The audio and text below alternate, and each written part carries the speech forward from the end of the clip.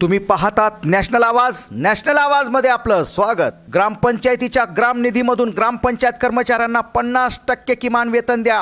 उपकार्यकारी अधिकारी यांना निवेदन। 28 एप्रिल 2020 रोजी शासनाने कर वसुलीचे अट शिथिल केले। पूर्वी शासन ग्रामपंचायत कर्मचाऱ्यांना किमान वेतन 100% त्यांच्या खात्यात जमा करत होते, परंतु वसुलीची अट शिथिल केल्यामुळे शासन 50% किमान वेतन कर्मचाऱ्यांच्या खात्यात जमा करीत असून उर्वरित 50% रक्कम ग्रामपंचायतीच्या निधीमधून कर्मचाऱ्यांना देण्यात यावा असे परिपत्रक असूनही काही ग्रामपंचायती कर्मचाऱ्यांना 50% किमान वेतन अदा करीत नाही। सध्या महामारीचे संकट आहे। ग्रामपंचायत कर्मचाऱ्यांच्या कुटुंबावर उपासमारीची वेळ असूनही शासन किंवा प्रशासन या प्रश्नाकडे लक्ष देत नाही। त्यांनी तातडीने लक्ष द्यावे। या संदर्भात आज धुळे जिल्हा ग्रामपंचायत कर्मचारी संघाने कॉम्रेड वसंत पाटील यांच्या नेतृत्वात उपकार्यकारी अधिकारी जिल्हा परिषद धुळे यांना निवेदन देण्यात आले। यावेळी ग्रामपंचायतीचे कर्मचारी मोठ्या संख्येने उपस्थित होते।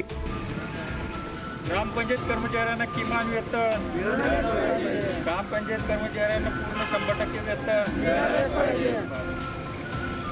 दिनांक 14/10/2020 रोजी आम्ही माननीय उपमुख्य कार्यकारी अधिकारी ग्रामपंचायत विभाग यांना ग्रामपंचायत कर्मचाऱ्यांच्या प्रलंबित मागण्यासंदर्भात तसेच ग्रामपंचायत कर्मचाऱ्यांचे शासन 50% वेतन अदा करीत असून ग्रामपंचायती कर्मचाऱ्यांना 50% ग्रामनिधीमधून वेतन अदा करत नाही।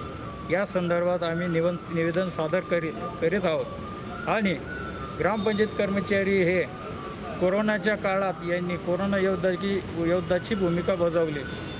तसेच त्यांना तुटपुंज्या मानधनावर काम करावे लागत असून तरीसुद्धा ग्रामपंचायत कर्मचाऱ्यांना ग्रामनिधीमधून वेतन देत नाही।